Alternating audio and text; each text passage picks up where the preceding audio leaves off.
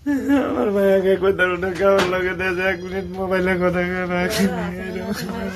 লক্ষ্মীপুরের কমলনগরে ফিল্মি স্টাইলে মাকে বেঁধে রেখে এক তরুণীকে ধর্ষণের অভিযোগ পাওয়া গেছে। গত 9 ডিসেম্বর রাতে উপজেলার চরকাদিরা ইউনিয়নের বটতলী এলাকায় এই ঘটনা ঘটে।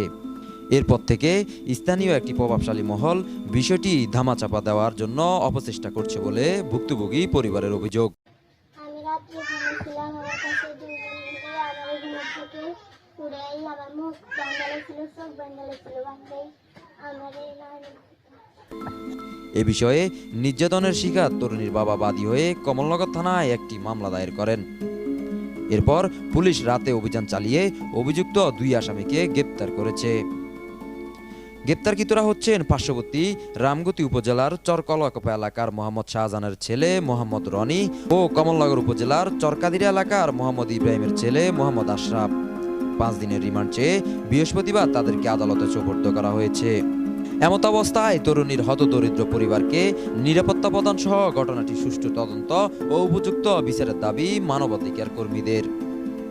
জানা গেছে, উপজেলার চরপলকন এলাকায় মেঘনা নদীর ভাঙ্গনে শিকার হয়ে গত কয়েক বছর আগেই ওই তরুণীর পরিবার একই উপজেলার চরকাদিরা ইউনিয়নের বটতলী এলাকায় বসতি গড়েন। রিকশা চালক বাবা পেনি শহরে অবস্থানের কারণে মা ও ছোট 2 ভাই সহ তরুণী বাড়িতে ছোট্ট টিন শেড বসত করে থাকেন। এতে এলাকার কিছু যুবকের কুনজর পড়ে তার উপর। গত 9 ডিসেম্বর গভীর রাতে 5 যুবক হঠাৎ করে তরুণীর বসতঘরের দরজা ভেঙে ভিতরে ঢুকে প্রথমে তার মাকে হাত ও মুখ বেঁধে ফেলে। পরে তাদের মধ্যে একজন তরুণীর কক্ষে গিয়ে মুখ বেঁধে তাকে জোরপূর্বক ধর্ষণ করে। এক পর্যায়ে তাদের সঙ্গে থাকা স্বর্ণালংকার ছিনিয়ে নিয়ে তারা পালিয়ে যায়। নির্যাতনের শিকার তরুণীর মা জানান, ঘটনার দিন বিকালে অপরিচিত কিছু যুবক বাড়িতে এসে পরিবারের সদস্যদের খোঁজ খবর নিয়ে যান। স্বামী বাড়িতে না থাকায় প্রতিদিনের মতো রাতের খাবার খেয়ে মেয়ে ও 2 শিশুপুত্রকে নিয়ে তিনি ঘুমিয়ে পড়েন। রাত 2টার দিকে হঠাৎ করে ঘরের দরজা ভেঙে 5 যুবক ভেতরে প্রবেশ করে এবং তার মুখ চেপে ধরেন। এ সময় মোহাম্মদ রনি নামে প্রতিবেশী এক যুবককে তারা চিনতে পেরে চিৎকারের চেষ্টা করলে তারা তার মুখে কাপড় গুঁজে দেন। পরে 3 জন তার হাত বেঁধে রাখেন এবং 2 জন মেয়ের কক্ষে যান। এক পর্যায়ে তার মেয়েকে জোরপূর্বক ধর্ষণ করা হয়। এ সময় মেয়েকে রক্ষার জন্য তিনি বারবার আকুতি করলেও তাদের মন গলেনি বলে জানান তিনি। তোমাকে ফাল তোমরা ধরি বাবা, আমাকে মাইজিরে কিছু করো না, যা ফা তোমরা টোকে টাকে লো। মেয়ের সাথে জিজ্ঞেসি, মেয়ে আমাকে কান্দে কান্দে বলছে। এলাকায় বিচারের দাবি জানালে এতে ক্ষিপ্ত হয়ে অভিযুক্ত রনি সহযোগীদের নিয়ে বাড়িতে এসে তাদের হুমকি দুমকি দিলে স্থানীয়রা তাকে আটক করে ফেলেন। এ সময় কামাল হোসেন নামে এক ব্যক্তি রনিকে ছাড়িয়ে নেন।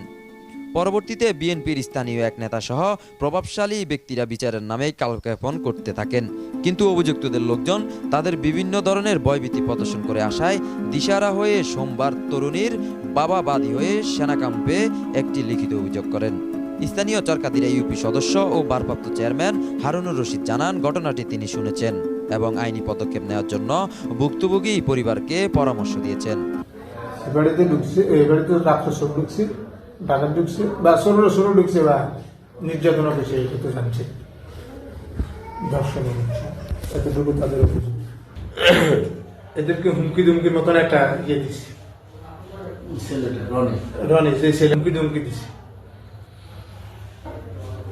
ছেলে হুমকি দিচ্ছে, মেয়ে পক্ষ করে। কমলনগর থানার ভারপ্রাপ্ত কর্মকর্তা মোহাম্মদ তৈদুল ইসলাম জানান, ওই ঘটনায় 2 জনকে অভিযান চালিয়ে গ্রেপ্তার করা হয়েছে। তাদেরকে 5 দিনের রিমান্ড চেয়ে আদালতে সোপর্দ করা হয়েছে। News desk, Lakshmipur time.